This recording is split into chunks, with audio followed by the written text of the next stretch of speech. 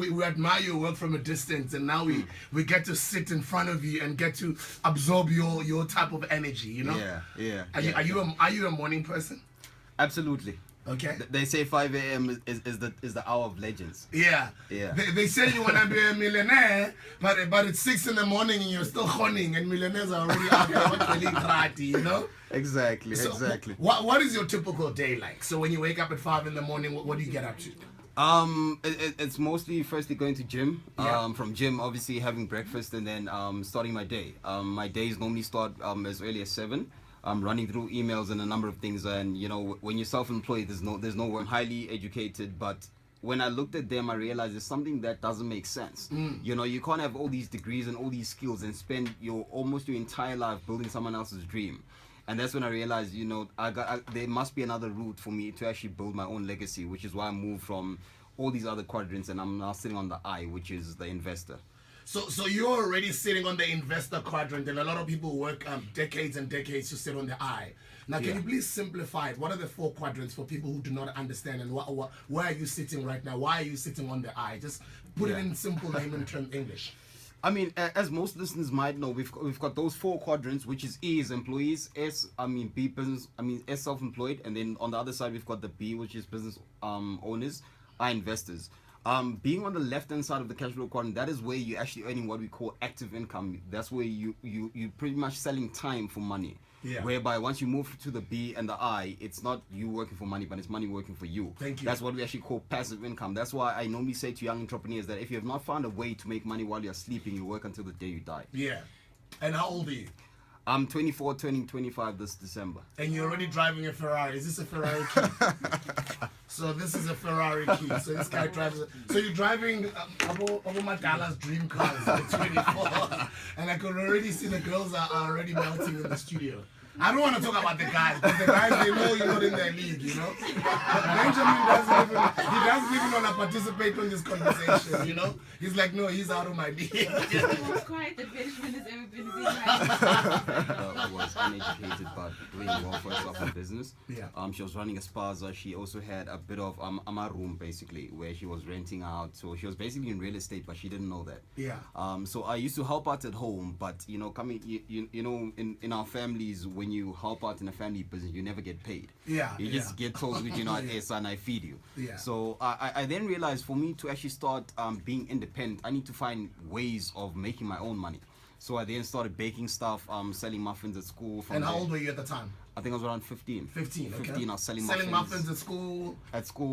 But the funny thing is, most people think I was just making a couple of brands. It was actually quite some decent money, because I used to bake and sell directly at my school. From there, I actually started distributing. Okay. Because I had friends at UKZN, I had friends at DUT, I had friends at Damlin. So it got to a point where I was making at least around 2,500 to 3,000 Rand a day.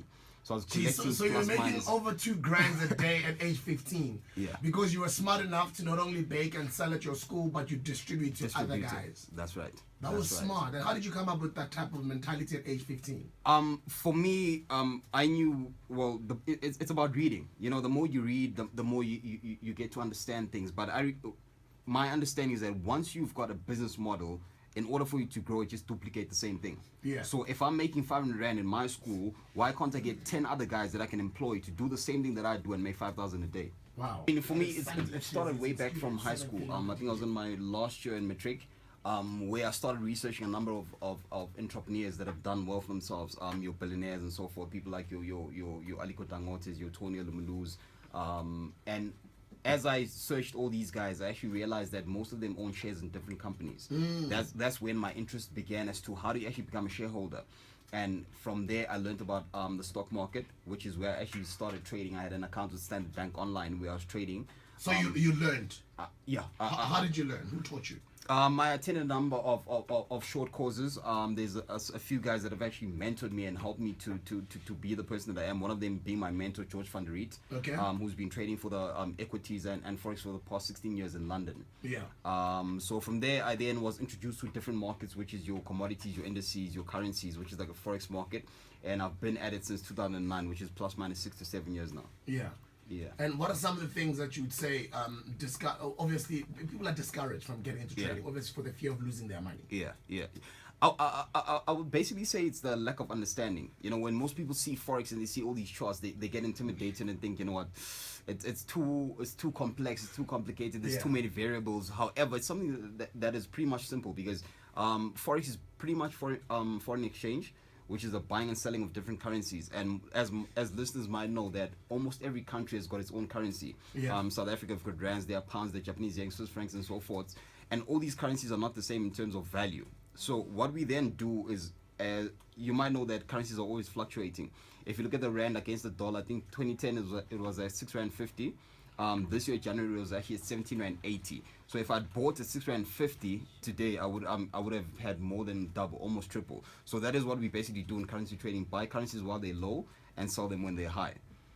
Just to give you an idea, if you had invested 650,000 in 2010, you would have cashed out 1.7 million today this year. Wow. It's amazing stuff. And how do you simplify it to somebody that wants to learn? And how long average time does one get to know how to trade? Because I also know there's simpler ways of doing it by copy trading. Yeah, copy trade. I mean, I wouldn't suggest that. You know, there's a lot of people that will say you can do copy trading. I can trade for you. And one thing I always emphasize to people, that you never give someone your money to trade for you unless they have an FSB license. You gotta have I think it's a Category 2 license. What is an FSB license? It's a license that you get from the Financial Services Board of South Africa, which you have to be accredited. So you cannot just collect people's money and trade for them. So those are the things that we try and educate people on in terms to avoid being victims of all these scams that are going around.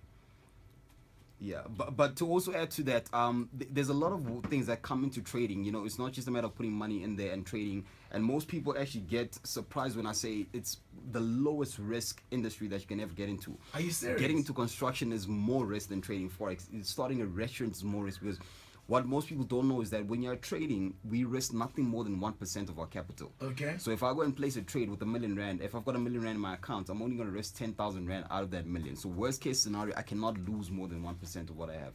But then you find people that are greedy, right?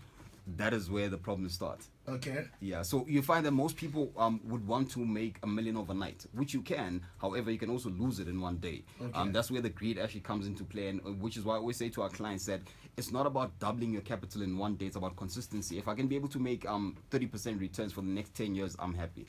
Wow. And you know, when you I keep hearing you saying our clients. If I want to learn, do you teach people? Yeah, that's actually what my company focuses on, which is Global Forex Institute. We are now, I'm proud to say, we are international. We've got branches all over South Africa, Cape Town, Waterfront in the Absa building. We're here in Sandton at the Fredman Towers. We're also in Durban at the Royal Palm Hotel, inside the hotel, the 3rd floor. We're in Limpopo, Polokwane, number 174 Marshall Street. We're in Swaziland, Africa building in Babane. We're busy branching out to London, Dubai, Lagos, and Nigeria, and hopefully New York by the end of this year. We're just in the process of actually securing our offices there. Yeah. Yeah. And how does forex trading provide people financial freedom? It's pretty much you don't work for anyone. You know, you don't trade on anyone's behalf. It's a matter of you putting down your capital. But before actually putting down any capital, learning how to actually trade your own capital through what we call demo account, which is demonstration account, which is what I always advise people to, that before you put in any cent, go and learn from a demo account, even if it means taking 6 months learning on a demo account, make your mistakes, then learn from it. And then eventually, once you're comfortable with what you are doing, you can then go and put a small deposit, because most people think you need millions to trade. You can actually start trading from as little as 500 Rand. Put in 500 Rand, get to test it, learn from it, grow that account, and then you can move on to bigger sums of money. Sandile Shezi Foundation. It's basically my charity organization where I'm trying to give back, not give back in terms of food parcels, but to give back knowledge, empower people. You know, my philosophy is that if you give someone food today, you gotta feed them for life. But if you give them, teach them how to fish, basically, you fed them for the rest of their life. So that was basically what we do with our foundation. Try to develop the mindset. Does definitely make news, and it raises a lot of questions. I mean, who do you know who does A, B, and C at this age? You know, who do you know? A black kid who drives a Ferrari at age 24, who owns this company at 24. Yeah. And at the time you're 23. I was 23, 22, turning 23. Yeah. Yeah. So I mean, it raises a lot of questions. I mean, I even had my own close friends who were like, you know, maybe Sandile's got some Americans that I'm backing. You know, maybe it's just the face of this thing. Maybe there's some American white man behind this. So it always raises a lot of questions when people see you excelling in front of them. You know, that's why you find even athletes, when someone beats them ridiculously, there will be question marks of maybe you know, people can't just accept defeat, you know. And the beautiful thing I used to say back in those times, that whether you say it's not real, I still get paid. Whether you say it's real, I still get paid. Whether you don't believe it, I still get paid. Either way, my bank balance is growing every day. Whatever you say, it makes no difference to my bottom line. So they were casting a doubt of illegitimacy in what you do. Yeah. Yeah. There was a whole lot of things. I mean, they raised things like our modules are actually plagiarized, of which I said, you know what, go and investigate it. Go ahead, investigate it. Get the company that you're saying we plagiarized to actually lay charges on us. That never happened. They raised a whole lot of things. They even raised one of my business partners' past, which was in London, where he got involved in an incident there. And my question was, what does that have to do with my company? That was about 5-6 years ago that happened. That's actually his personal life, which has nothing to do with my business. So they actually tried to find a whole lot of things to discredit what we are doing, of which here we are. We're still standing. In fact, we've grown 10 times bigger than where we were. What do you think of our mentality, especially as black people, in terms of ownership and wealth creation?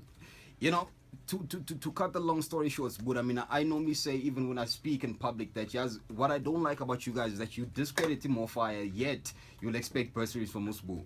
You know, you cannot not support your own and expect support from them. People just want to take and not to give. Giving. Yeah. That part of giving, what inspires you to give? For me, I normally say there's no man who's an island. You know, you might need something from me, I might need something from you. You know, when I give, I'm not actually giving. To me, it's an investment. Because if I give to someone, I know one day they will also be more willing to give back to me. It's a deposit of favors, right? That is true. What type of lifestyle do you live? Very simple. Yeah. Very simple. In fact, I normally say nothing has changed for me besides my bank balance. You know, I'm still a Sandile. I still get told to do A, B, and C from my parents. Okay. How often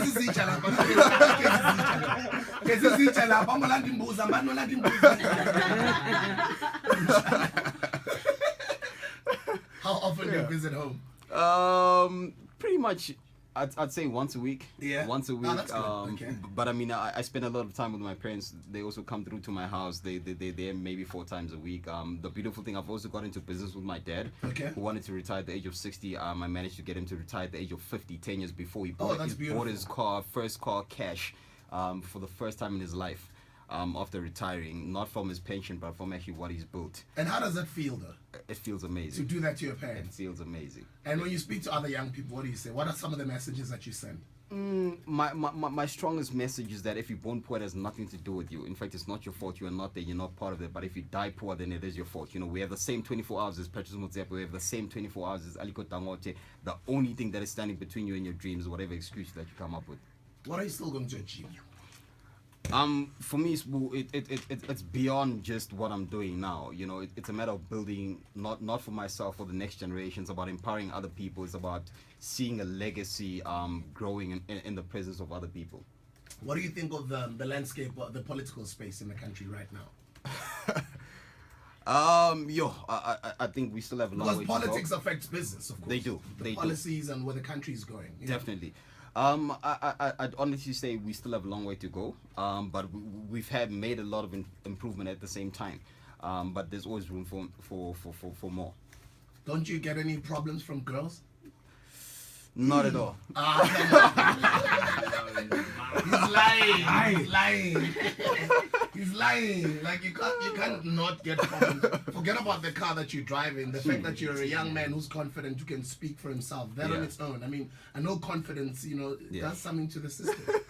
Yeah. So you haven't had any lady problems. Be honest. It's okay. To be honest, I have. But I mean, what are some of the things that these ladies say? What are some of the things they do? These sisters. Anything and everything. Probably.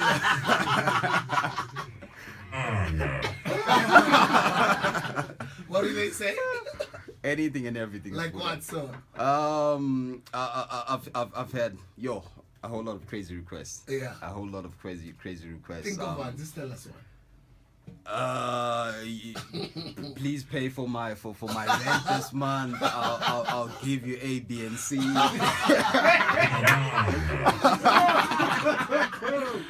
That's crazy, man. Yeah. You But know- I mean, the beautiful thing is that I've managed to kind of pull myself together. Yes, I wanted to know, how do you manage that? I've got a special someone in my life that That's beautiful. Okay. I've managed to who's actually got me very grounded, and I'm very grateful for that. Are you a spiritual person?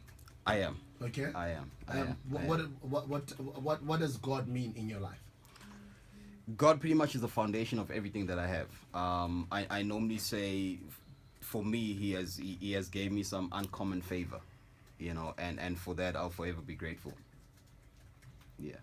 If you were to give advice to anybody that wants to become a multi-millionaire, and they're just focusing on the money, they want to become rich, what do you say?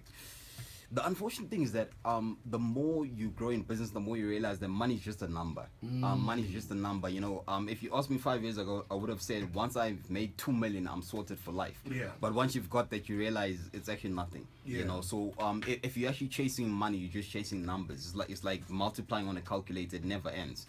You gotta find a purpose. You gotta find a goal that is worth chasing. Something that is just beyond numbers. Jeez, man, you know it's you know, I was asking you now about girls, not only girls, but what type of, and you know, I've been blessed. I mean, I've been working for a long time. I've driven sports cars, and it does get to a point where it's uncomfortable. Yeah. Because you're driving, and everybody, when they see you, they're either expecting you to give them money, Yeah. or you also find people that try and intimidate you, or sometimes you might thinking you're attracting criminals. Don't you Yeah. go through that sometimes? It is. It gets very hectic in a sense that I've actually hidden my other Ferrari in Durban. Yeah, my other Ferrari, F24.